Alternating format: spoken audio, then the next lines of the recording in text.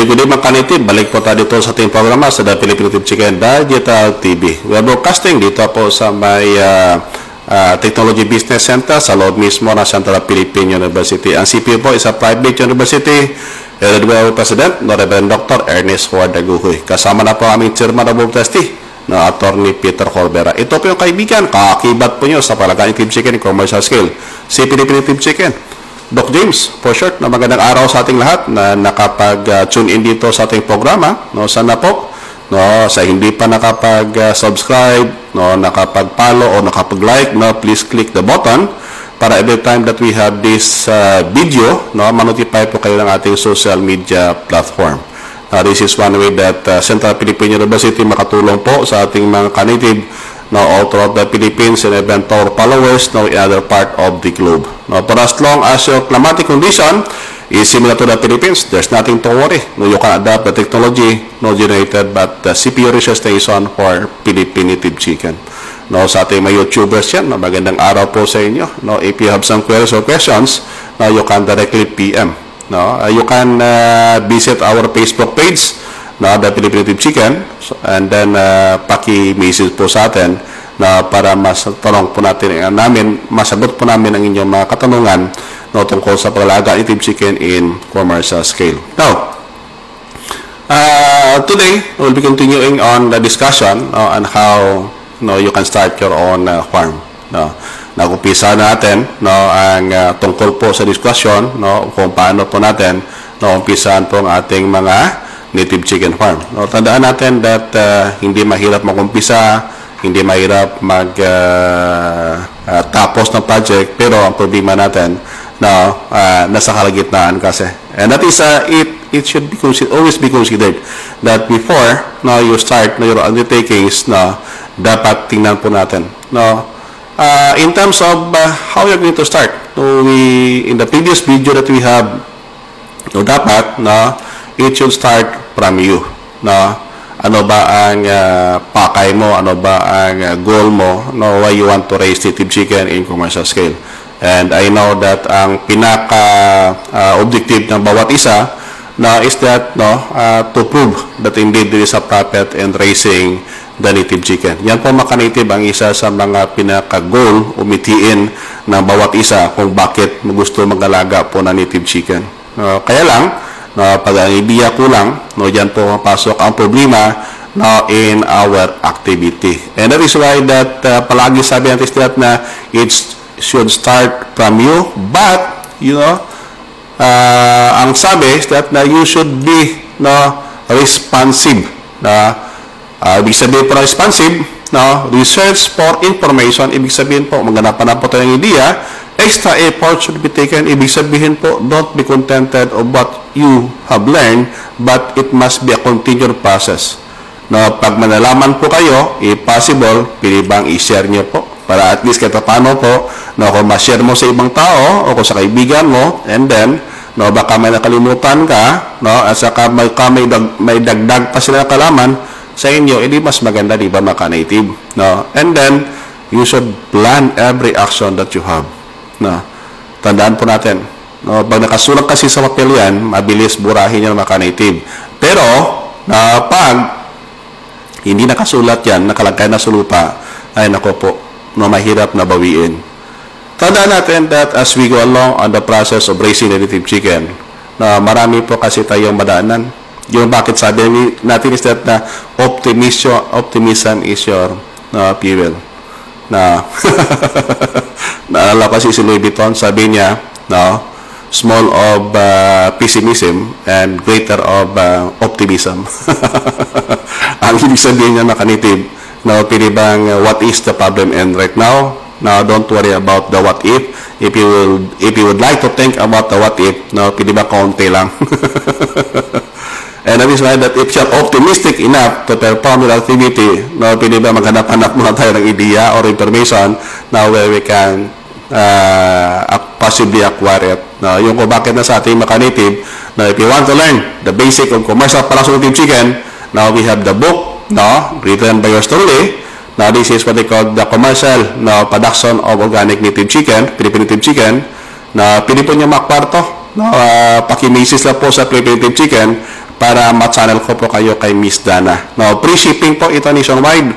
This is about 300 pages na kung saan po lahat ng information about the basic bracing tube chicken nandito po sa loob nito.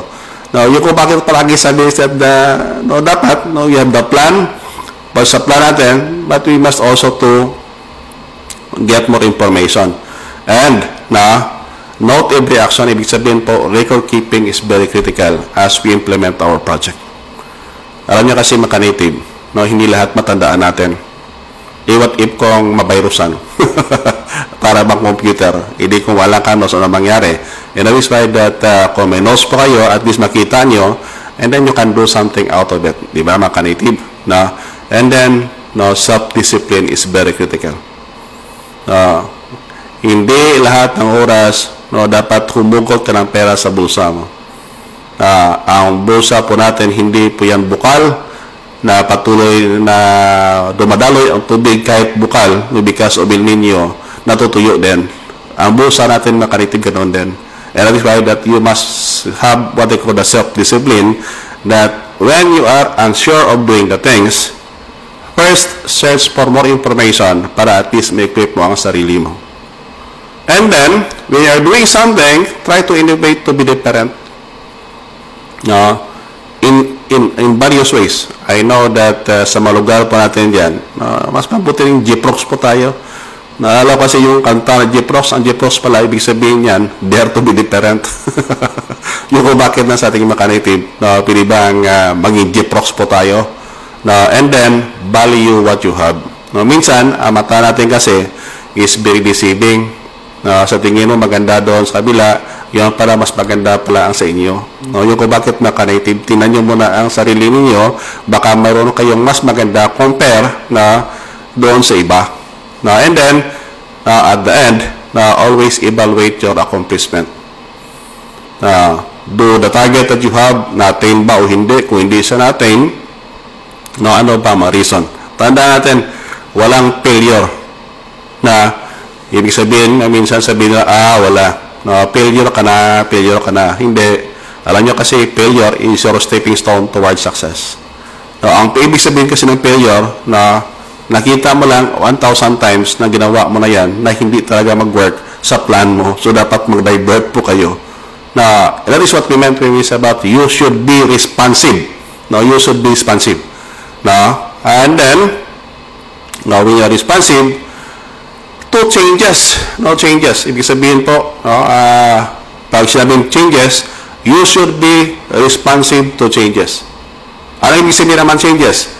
Alam nyo maka-native, critical thinking is very critical. Critical thinking is critical na nga. Alam nyo, minsan kasi, anong nangyari, minsan, hindi lang minsan, yung common sense, parang hindi nagiging common maka-native. Critical thinking because as we keep on searching for more information, may mga informasyon kasi maka-native na lalo sa ngayong panahon, na minsan, hindi mo masahan talaga, minsan yung fake news na pakarami kasi yung kung bakit sa ating pillow vloggers, if you are unsure of the information that you're posting in your page or your blog, paki-research muna mga ka-vloggers para at least kung may mga tao kayo na umaasa sa inyo, gustong matuto sa inyo, at least they are directed toward the right way. Marami kasi sa mga sa ating mga ka-native na nag-message po sa atin, Doc, ano ba yung sinasabi doon sa kabila na ganito, ganyan, yan? And then, sabi ko sa na-implement mo, Opo, Doc, na-implement ko, kaya lang ang nangyari, iba ata. Yung kung bakit na sa ating maka-native. We are doing here in terms of what they call the implementing the project. In commercial scale of producing native chicken, hindi po ganun ka-easy ang paggawa. Kahit sa patuka pa maka-native. Alam nyo kasi sabihin, ito po dapat yung patuka, ganito kamura yan, but maka-native. Ang paggawa ng patuka po, yung macro ingredient niyan, walang problema, pero ang micro ingredient niyan, that is very critical. Kahit kaunti lang po ang kailangan mo niyan. But, pag kulang yan, ang problema po natin na growth will be affected. Yung bakit sabi natin mechanics is that critical thinking should always be part as you keep on searching for information. Otherwise kasi, pag napakinggan mo, nakita mo, naniwala ka agad, yung kung bakit kami dito kahit sa CPU sabi ko that na kung sa tingin mo sir, na komportable ka na, but I may suggest na pwede ba maghanap-hanap ka pa ng ibang information, baka may makita ka pa. Either it can add on sa nakita mo ito sa amin, o di kaya, it will your basis in-evaluating whether ang nakita mo dito totoo ba o hindi. Kung baga ba kung na-hospital po kayo, na what you're doing is that you're looking for what they call second opinion. Otherwise kasi maka-native na sa una pa lang, what if ko nagkamali yan? Tao lang kasi. Kahit dito sa amin sa CPU, sabi ko is that na as we develop a technology, there's always science behind it. However, kung mayroon pa kayo ibang idea to further augment what is being discovered at Central Philippine University, that better it will be. Alam nyo kasi maka-native, at least dagdag kalaman, di ba? But, if you are contented with what you have seen, at nakita mo dito, indeed, na it is a real one, please do it. Yung palagi sabi sa na as you implement your project, before you implement, if you think na si Primitive Chicken na makatulong po sa inyo, please don't hesitate to contact us. Otherwise, kasi maka-native, pag nag-contact po kayo, kung nandoon ang problema, baka iba na punta niyan maka-native. As we have mentioned, na kung saan, ang ginagawa po natin, hindi po siya ganon kadali.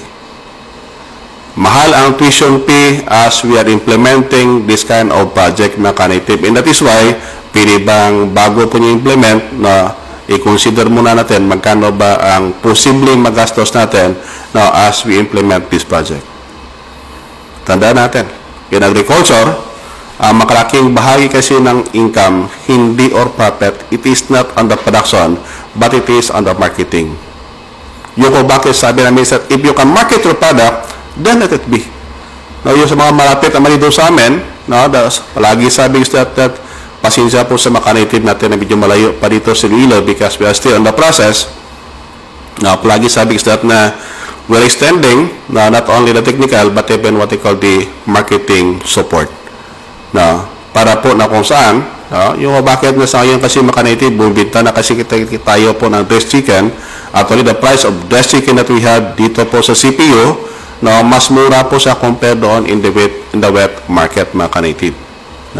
Yung maka-native ang isa sa mga consideration natin as we implement this kind of project.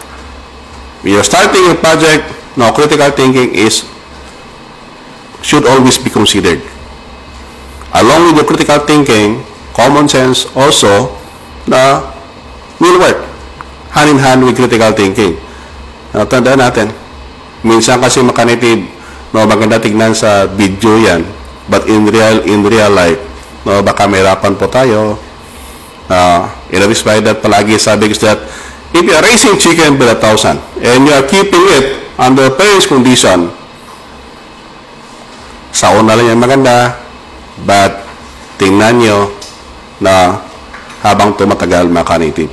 That is why that dito po sa atin, we are sharing information, kahit na paunti-unti po information, we keep on sharing it para every time na sa tingin po nyo, makapull po kayo information, you can implement it in your implementation of your respective project maka-native. Maawa po tayo. Ang mga pera na ginagamit po natin sa pag-implement ng project natin, that is our hard-earned money maka-native. And make sure na kung saan po magiging worth po naman maka-native. Sana ngayong araw po, ang ating impormasyon na ilagay po dito sa ating Facebook page, ating Philippine Chicken Digital TV, nakatulong man po sa inyo dyan, kahit paano po, kahit paunti-unti lang, that information can be of help as you implement your respective project. Again, in behalf naming Presidente, Reverend Dr. Ernest Suwarda Guhoy, kasama na po ang aming Chairman of Trustee, Atty. Peter Corbera, Ito po yung kaibigan, kakakibat po nyo sa Paragayan Native Chicken Commercial Scale. Doc James, for short, God bless and keep safe, and kita naman tayo ulit, no, sa next video naman natin dito sa The Philippine Native Chicken Digital TV. Ulit, God bless and keep safe po sa ating lahat.